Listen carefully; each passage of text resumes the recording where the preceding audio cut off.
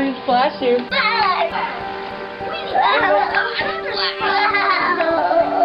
Never go any hard. That's how you splash somebody. You go splash.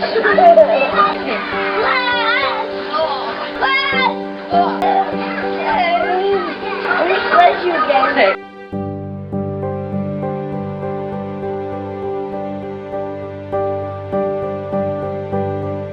To help you. And guys, and the living dinosaur.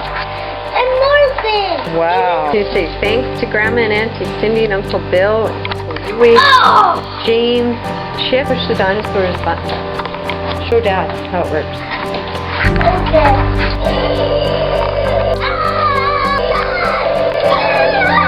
Why do you go after me? Oh, you better hurry back to tie. He's proceeding without me, is he? No, Mommy, I didn't give you a present. Yeah, you did. No. This is what me and you bought. You know? You picked it. It was like a pie. Silent. That's really comfy. I already tried it on. See a face tie? That's pretty nice. Oh, thank you. Don't forget the kiss. Thank you. I told him that I thought that was the best this morning, and he said it was my birthday. Nobody said anything to him yet. He knew it was my birthday. Oh, he knew at 5:30. We have to go to the top, Mom. We have to go. It's sick, and we just can't see it.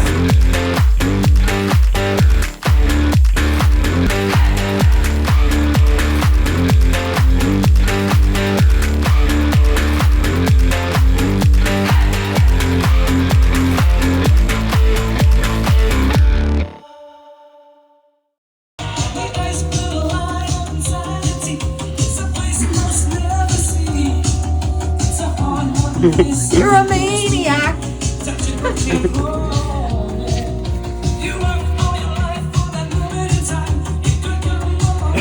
How many single guys do you know that like to vacuum on a random Thursday night?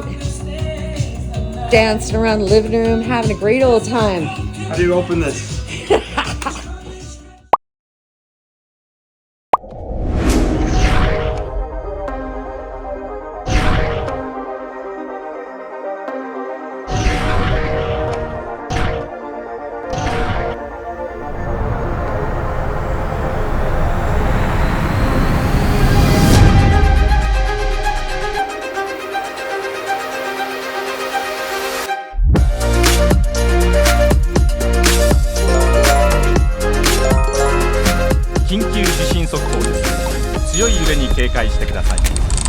Okay, so our fulcrum of what we'll be talking about is how to make healthy things that are both simple, using ingredients that everybody knows about and everybody has eaten, but that's also what? Tasty and delicious. Tasty and delicious. We want tasty and delicious. We want both tasty and delicious. It's important. But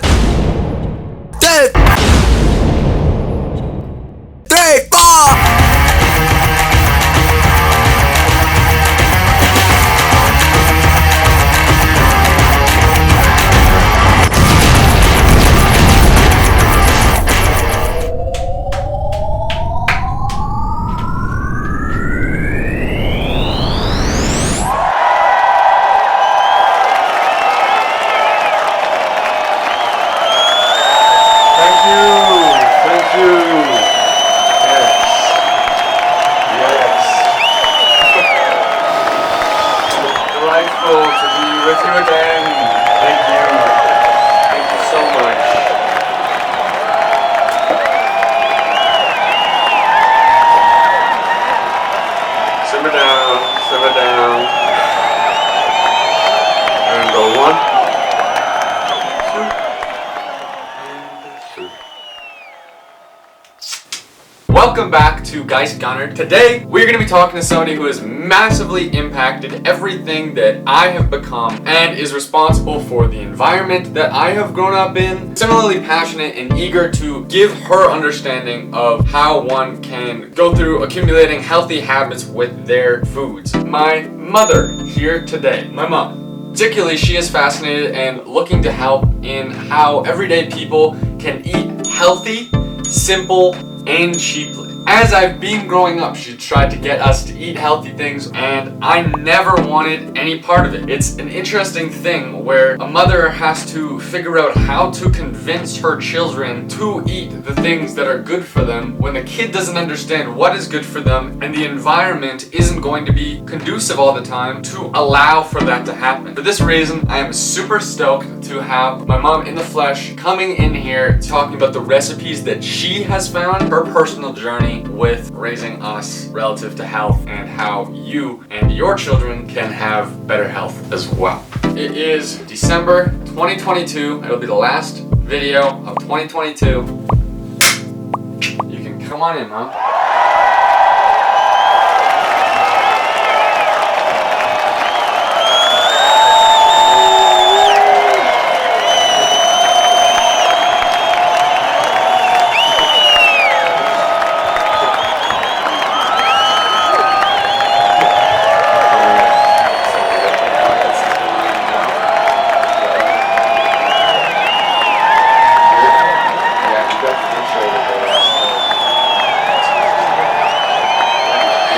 Actually, a lot more maintenance.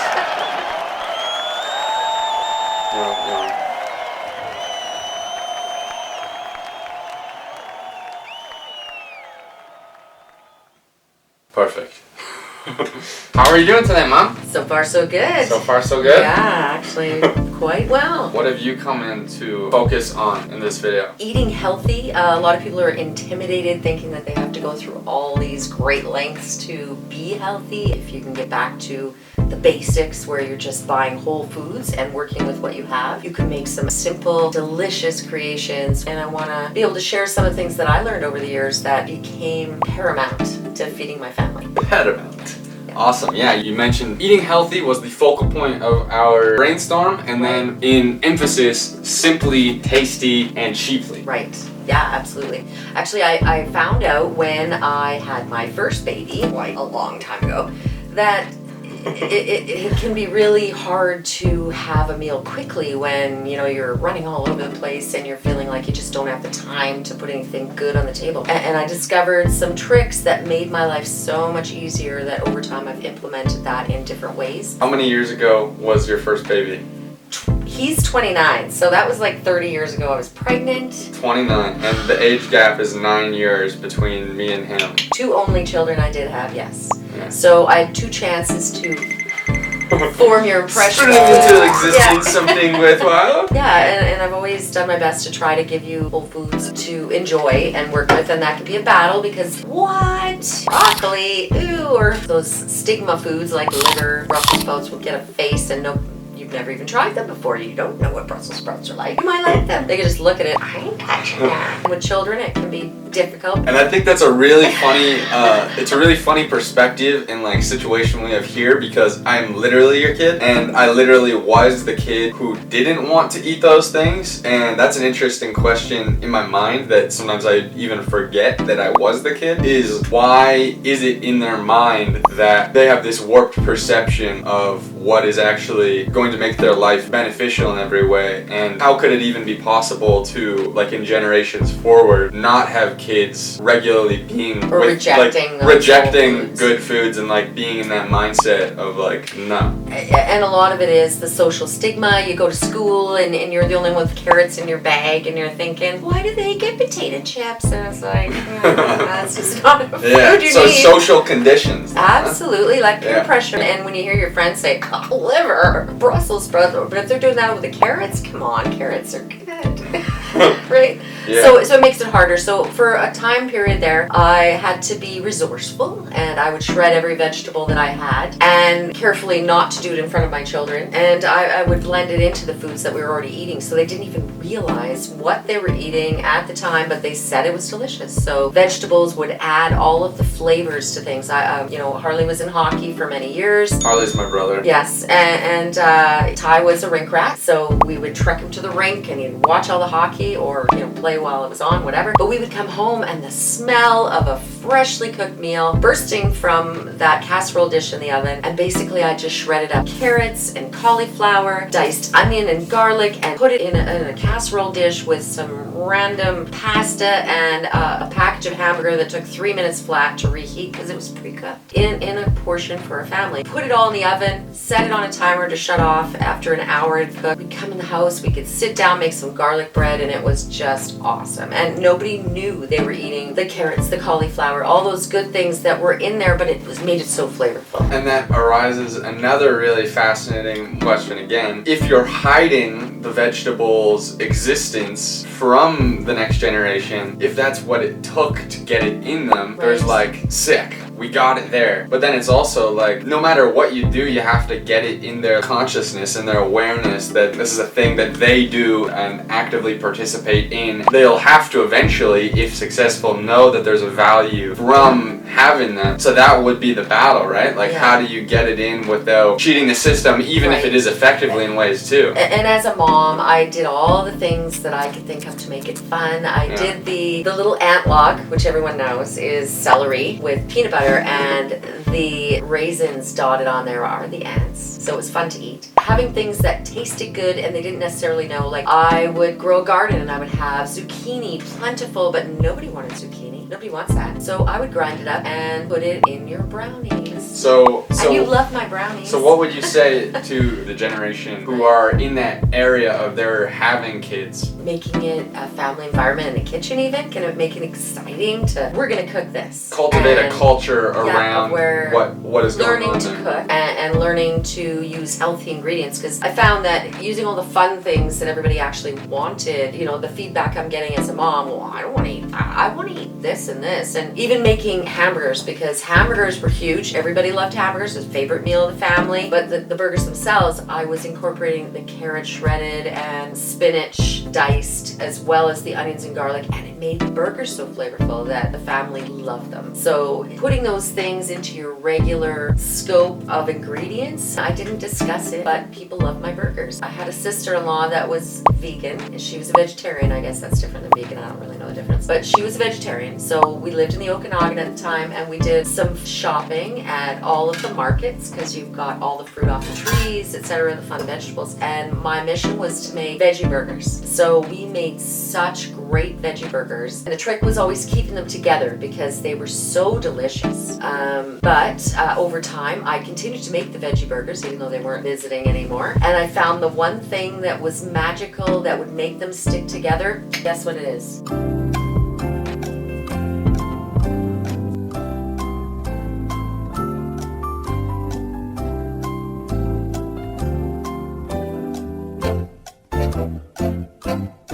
Hamburger.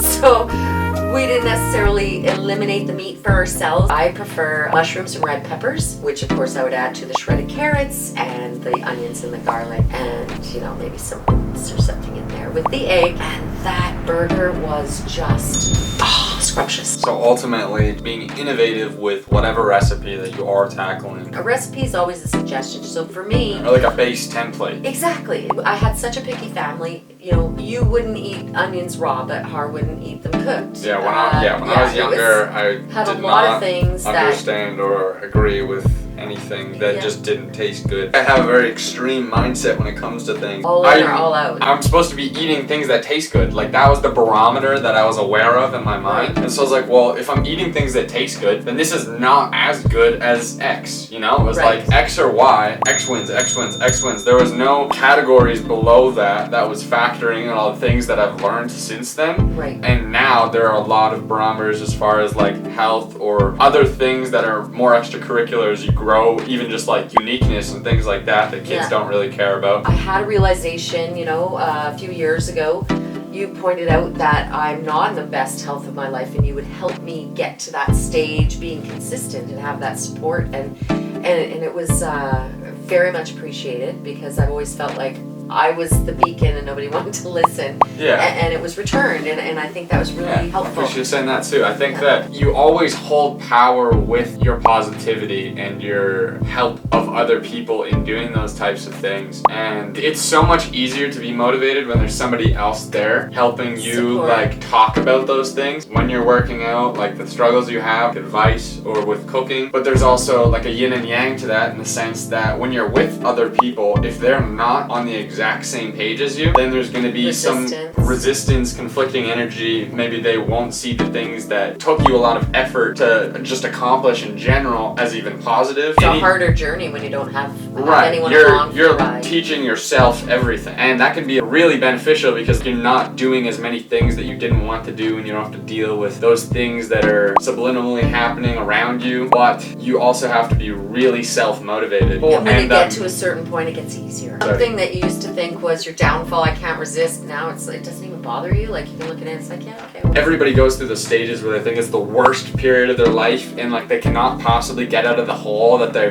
dug themselves into. Yeah, they're totally in a rut. And in retrospect, you'll always get out of that. If you're at a low, that only means that you're gonna get the highs. It doesn't really matter what your ingredients, that if you are creative, you can make something beautiful out of whatever it is. So if you bring in your kitchen whole ingredients, you can whip some really great things up, and it doesn't have to be a lot of trouble. Like, I know for you, for your meal prep, you're very disciplined, you looked into all of the details, and a lot of people, they're like, I don't buy protein powder, or I don't take the supplements, they're really expensive. But it's all the things that you're trying to get with whole foods that you might be supplementing with. So those are the shortfalls that you're covering your back here and there by getting these little things in case you miss that in your actual diet. But you've made a point of getting all those things in your actual diet as well. So you're at the best health of your life, you're like energized, you sleep the greatest, you have the most energy, you're just the most positive person I know. Yeah, she is talking about my diet plan video where I went through like the 3 main meals that I'm eating every day, and I have been for the past like year. I've gone through a ton of different meal plans and did 4 years of like my high school sort of whole period of tracking my calories and weighing all the stuff. I've now come to a point where I have these diet plans that I was like, alright, I can make a video, and there's very few holes in this, and I was very proud to showcase my like sort of optimized setup, which covered a lot of ground and also included supplements and such. And what she was getting at there was that there are going to be certain people who aren't at that more intermediate or advanced level and are just looking for a beginner's guide to how can I eat that tastes good, like you were offering here, and it's going to be inexpensive in certain ways, and that's simple but doesn't have to be so complicated with these extracurricular things, etc. And from one perspective, you could just take the condensed version of what I had there, but it's always better to just be simple, clean cut, make another thing which only includes what they need, which a lot of the things that you do is what that is. It's just the easy, simple replacement things. It's the things that people are more familiar with, that don't have any of the extracurricular things going on whatsoever, and are still really healthy, which I think is awesome. Particularly if it's things which are sustainable. Trying to incorporate certain things that would eliminate other things. So really watching what kind of fats I'm eating. At one point we used a lot of margarine, and like my husband is an excellent cook, but fat is a food group. And we grew up on the deep fryer and margarine, right? Yeah. So a big tub of margarine every month, you know, the thick one. And with him seeing us eat, he has no longer been buying that margarine. It's the the peer ripple pressure. effect, totally. Yeah, he sees a little bit. Yeah. Well, he was a man who would put salt on every bite of his sandwich. Seeing you and then seeing me just take these regular everyday things. Yeah, seeing and people that he some of loves my and dishes. trusts so much care about something that he wasn't giving as much emphasis to, now has him doing those things. Like I see it like when people say you're raising your vibe or whatever, you could analogize that by just thinking that by raising your vibe, by being healthier and happier, etc., etc., that everything that you're emanating is going to ripple by those people who are around you deciding they need to be healthier, and now in their mind they're attributing a little bit of their energy or whatever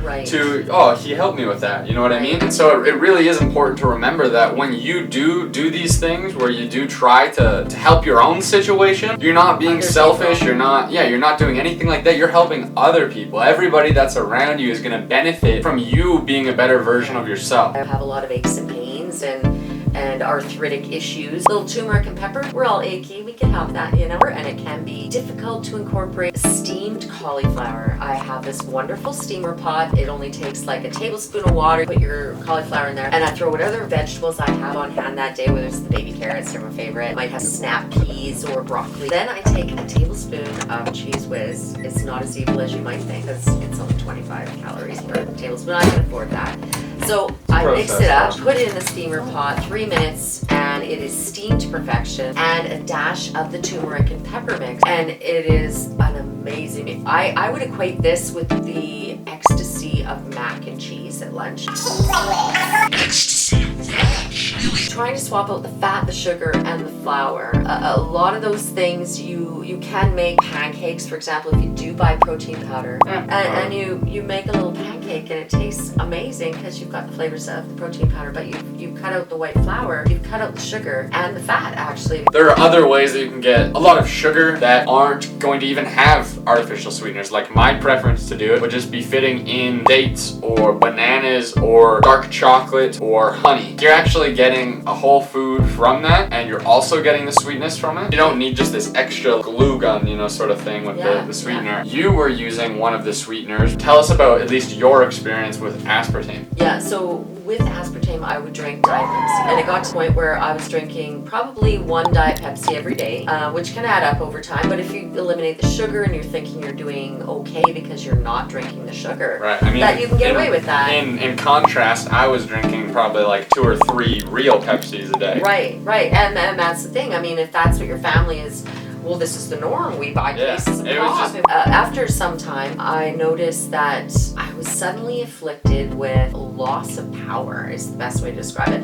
I would get home from work and just today, I cannot climb the stairs. I'm going to have to just go and sit down. I couldn't go upstairs and cook dinner. I had to say to my husband, I just can't do it. I don't know why, but my body isn't working. I can't. Like literally pained me to walk across the room, and then it just as suddenly a couple days later of being debilitated, no possible way of dragging myself up the stairs. It was really difficult, and then all of a sudden it would just disappear. I was like, well, that was weird, and you forget that even happened because now you're back to normal. It's all good, and then a couple months later it would be the same thing. So a colleague of mine said, you're drinking Diet Pepsi, you should throw that in the garbage right now. He says, this is aspartame, you are poisoning your body. And I watched several videos and I was just aghast that, you know, you feel comforted that the FDA has to approve all these things. They had discovered that there's several types of symptoms you can get just from aspartame consumption.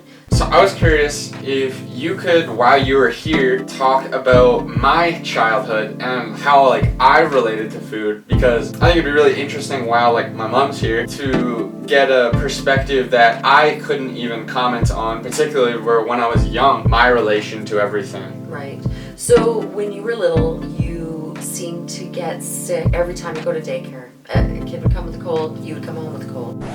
You would just start getting over the cold and then something else would hit. So you were in this state of always not feeling your best. Like, Head against the walls. You're just not well. We were really worried because when you're little and you know you don't want to eat what we're giving you. So dinner was not something you were interested in. And the doctor said, you know what, Goldfish. give him whatever he will eat. Ate a lot of or fish. Cheerios. And like Good if those are the omegas. only thing you're going to eat, then give him that because that might be all that's in your tummy until you get over this next thing. So we try to make sure you get lots of liquids, and you wouldn't drink Pedialyte. What's Pedialyte? It gives you the electrolytes in a liquid like a Gatorade scenario. I probably sell The things like that doctor, at the store. you were always a thirsty child. I had these like certain staples throughout each evolution of my life too. So I had like these super cheap Go-to. noodle packets Yeah. that I would put 2 in, the little thing for the microwave and whatever, and I'd eat that like every day. And there was these super salty, crazy packet things that you put on them. Turns out there's enough sodium in there to last you 2 weeks for each packet. Yeah, no wonder I was so thirsty. And then I also had like point. Yeah, I've got like 3 water jugs in my room right now, and in the other videos I've emphasized like I drink a ton of water, and it's actually like a thing that is supposed to be drinking for somebody my size, and it was almost like I know that I need this, Intuitively, yeah. and my environment isn't giving me this, but I'm going to demand it because I know it is what I need. My head was like, there is taste and there is almost like productivity. I don't know if that would be even fair to categorize it as that or not when I was younger, but it was like I always wanted to be doing something, like feel like I was making some sort of momentum or like whatever, getting some sort of stimulus, whatever it was. And so I kind of had those 2 things going, and so Pepsi was like the winner of those for most of my childhood. Yeah. And maybe it was explained to me, but it never clicked in my mind for neither food nor water that there's this whole other layer of things going on like inside our bodies Right. that to be paying attention for a reason. Like I feel like I categorized health and what people were telling me to do for that reason with times that I categorized a lot of different things as bullshit and like didn't trust a lot of things people said because I was lied to in certain situations or whatever. Or leveling the importance of that information. Right, I think I was just categorizing things as black or white, and a lot of the different things that people would say if they told me some bullshit or whatever, I just categorized it all as Like redundant and not. this, or Right. Or, well, just like if I found out that, you know, you said something is dangerous, like all mothers do for like possibly arbitrary things, and I recognize that or whatever else it would be, I'd be like there's no legitimacy to what you're saying. Similar to how my mindset was in school and stuff. You try it and say, well, I didn't die. Well, Obviously, that's not true. Yeah, like those types of things, or like when your math teacher says that you need to learn these things for life, and then you ask them what it's going to be for, and they have no clue. Those You've types never of things. used them since It's you like, graduated, yeah. yeah,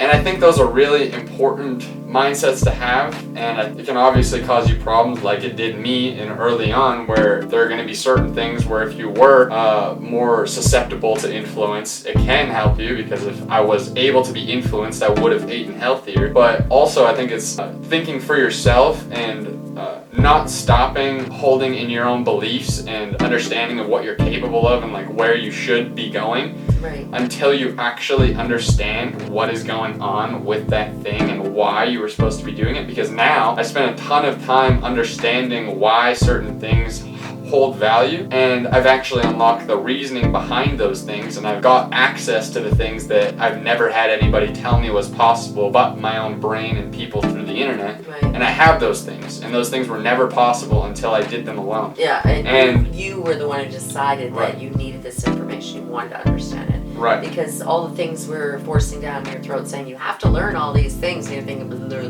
Right, you yeah, know. like I've always had this rebellious mindset in my mind where like I'm maybe cynical even, like I Yeah, need to right. learn the things that I care about or else I'm like not going to be an individual, and like there's an infinite amount of things that you could learn about, and so you could only possibly learn about a certain amount of things, and if you don't learn what you actually care about, you might be pretty screwed. Yeah, there's definitely that, and what gives you the motivation to follow that path and find out Yeah. what's the rest of the answer? Because, you know, if you found that, while you're growing up or while you're in school or whatever, you get a tidbit here and a tidbit there, and you just kind of like not quite put it all together. right, everybody culturally, worldwide, is still in this sense of following what is going on in their environment, accommodating everything that's going on in their life to their social structure. Right. Or like, Yeah, and you're most likely to mimic what you see. So right. And that makes it, bring it back to kids. I mean, it's really important that kids have good understanding of healthful foods and having that variety in front of them to choose from, that you're not putting garbage in the cupboard. Granola bars aren't the greatest snack. They're not the healthiest. They have a lot of sugar, additives that aren't necessarily that great for you. And putting together something like the prune balls, where it's simple ingredients, some prunes and oats, and you can add what you like. I like putting pepitas in there, you know, sunflowers and pumpkin seeds, fajitas. But, you know, putting a few of those things and rolling it together with a little bit of dark chocolate. It's got that sweetness and maybe a little honey to stick it together. And those are amazing snacks. But, you know, if you just buy the box of granola bars and it's actually 25 grams of sugar in each one and, you know, like 200 calories, it's just not efficient use of your calories that day. And now we know that eating a lot of sugar can cause burnout. You're not learning well, you're not absorbing information because your body is trying to process all the sugar.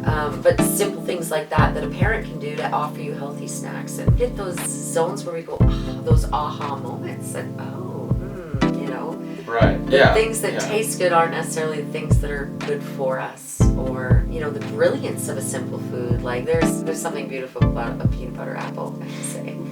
You know, like it's a good sweet snack, or if you've ever had one in a salad with pecans. Let us know if you have ever eaten peanut butter apples, where you have like peanut butter that you glaze over top of an apple. I had this vivid memory of like the first year of school when I was 5, where you say what the foods that go together, and I said peanut butter apple, and I remember everybody in the room was like, no. I've never heard of that. No before. Riz, no Riz, you're not. When I was a kid, that same question, I said cream corn and mashed potatoes. Everybody's looking at me like I grew an extra ear out my head. I'm thinking, don't you guys do that? It's amazing. We didn't get to have gravy with them. We had cream corn. Yeah. It made your mashed potatoes creamy. And that was pure bliss when I was a kid, for sure. But yeah, I think there's a lot of things that people could do to improve their diet that aren't as hard as they think. You know? Yeah. I think that's a great way to wrap it up. Mm-hmm. Thank you so much, Mom. You can give me a nux. Yeah, we'll do a nux and a hug. Nice. Thank you so much for watching. I hope you enjoyed this little talk with me and my mom. If you did enjoy or related to anything, please leave a like and comment what you thought was interesting, what you related to, anything that you thought was funny, whatever. I would love to get people commenting on there and contributing value as well to other people viewing besides me and my guests. Thank you so much for watching. Take care and peace.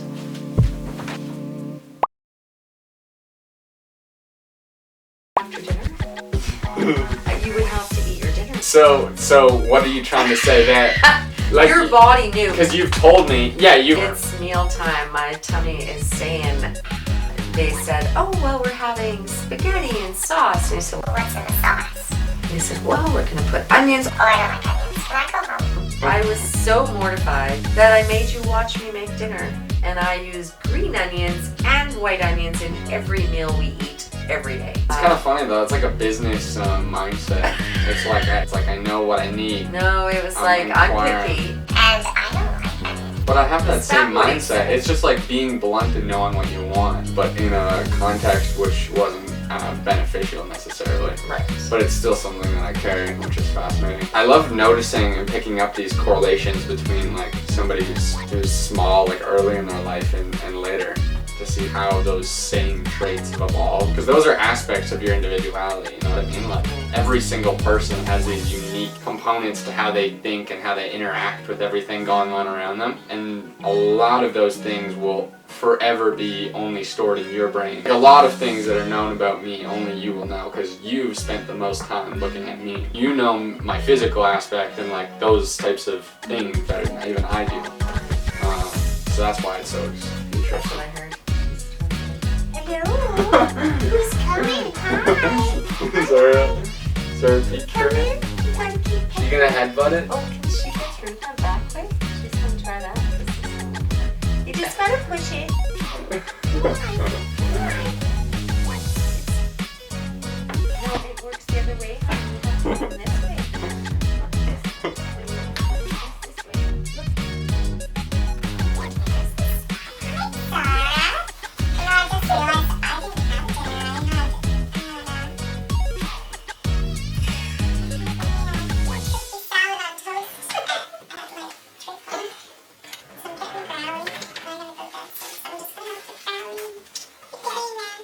Alright, thank you for coming on, Mom.